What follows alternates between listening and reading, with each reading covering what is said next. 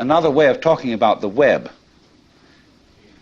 is that there are different levels of magnification. For example, supposing you take a piece of embroidery, and here it is, obviously in front of you, an ordered and beautiful object. And then you take out a microscope and you look at the individual threads. At a certain point, as you turn up the microscope, you'll get a hopeless tangle, which doesn't make any sense at all. The wrapped fiber that constitutes the thread is a mess. Hasn't been organized, nobody did anything about it. But at the level of magnification at which you actually see it with the naked eye, it's all been organized. All right, now keep turning up that microscope. Take one of those individual threads in the fiber that seems to be so chaotic and go into the constitution of that. And again, you'll find fantastic order. You'll find the most gorgeous designs of molecules. Then to keep turning it up. And again, at a certain level, you'll find chaos again. All right, keep going. And at another level, you'll find this marvelous order. Now you see, order and randomness constitute, in other words, the warp and the woof. Where everything is in order, everything's under control. In randomness, it's it's a mess. But we wouldn't know what order was unless we had messes. It's the contrast of order and messes that order itself depends upon. And so in this exactly the same way, it is the contrast of on and off, there and not there. In other words, life and death, being and non-being, that constitutes existence. Only we pretend that the random side of things, the disorderly side of things, could possibly win in the game of competition, or I would rather call it collaboration between the two. When you lose sight of the fact that the order principle and the random principle go together, that's exactly the same predicament as losing sight of the fact that all individually delineated things and beings are connected underneath. You know, just like mountains stick out of the earth and there's a fundamental earth underneath them, so all of us as different things, we stick out of reality. And there's a continuity underneath, but you ignore that, you see. That's the thing that's left out. See, I'm just giving you many examples of the same principle. But really, deep down, we are, each one of us, everything that there is. Doing it this way, and then again that way, and then again another way. And that's what it keeps up doing forever and ever. Only, it has holidays, which are called deaths.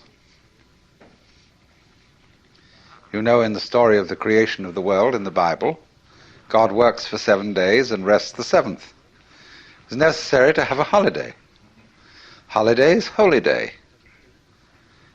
And the Sabbath, for the Jews, is Saturday, for the Christians is Sunday, because Saturday is the last day of the week, but Sunday is the first day of the week.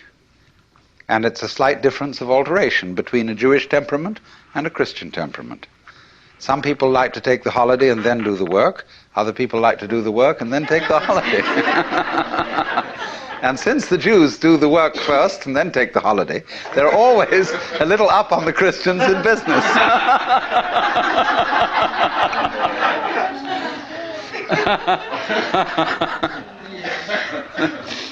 But the point is that a holiday, this pause between something going on, is of the essence of the idea of a web. For example, there's an famous Irishman who's supposed to have described a net as a lot of holes tied together with string. So the holes are very, very important. And these are the holy days. You see, the holes. This all goes together.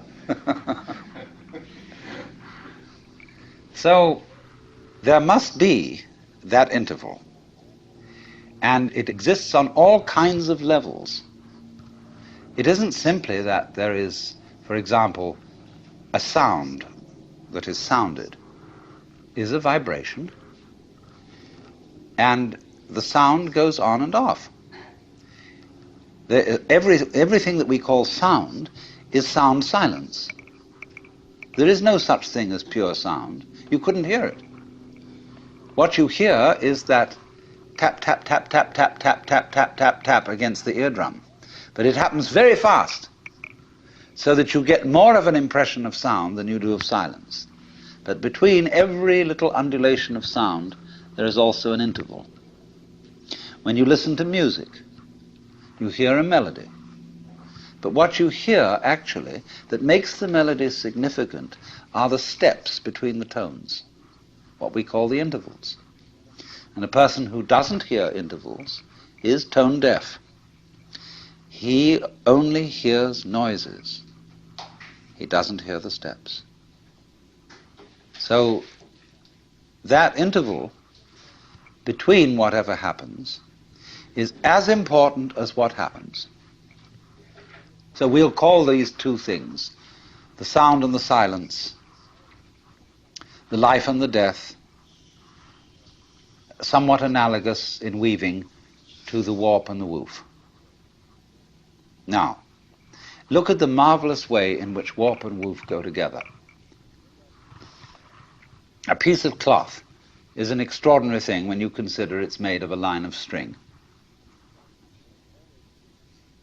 There's something that always struck me as a child, fabulous, that string, just thread, could turn into cloth. Why should it hang together? How improbable.